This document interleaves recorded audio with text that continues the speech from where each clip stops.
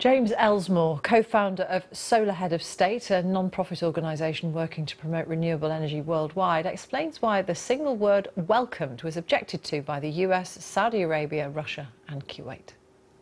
In terms of these conferences, it's very important. It's key to note that we can only adopt anything that is agreed by consensus. So we need over 190 countries to agree to that wording. And so these 4 countries are blocking that.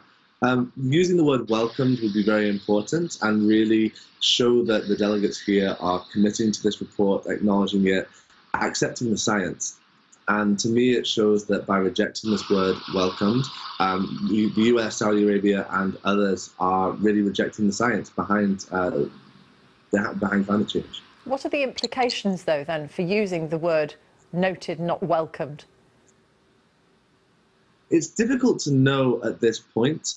Obviously, this is now our 24th COP, and after 24 years, we're still negotiating on these terms. But what it does show is that while the US and these other countries remain at the negotiating table, they are not committed to strong climate action.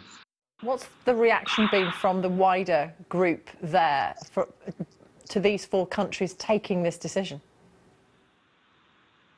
I think for small countries like the Seychelles, it's absolutely devastating, and definitely developing and smaller island nations here at the conferences have been very frustrated that after this long week of talks, things are fractured along this relatively small issue. But the important thing is that if we can't agree on a simple term like welcoming the science, it makes me worried about what we can agree in the week and the coming week and future years, because we have 190 parties all trying to agree, and there's a lot more to be done than this single word.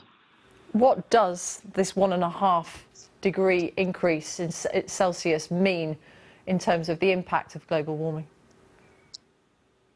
For small island nations, it can mean the very existence of their country in the future. There are small countries like Tuvalu in the Pacific that are less than a few feet above sea level and are very vulnerable to disappearing entirely with rising sea levels. Also, countries are very vulnerable to hurricanes, as we saw last year in Puerto Rico and Dominica, and climate change for them would mean increasingly strong and frequent hurricanes that could absolutely devastate their economies and mean that their islands might not be able to sustain a population in the future. James Ellsmoor from the Solar Head of State non-profit organisation.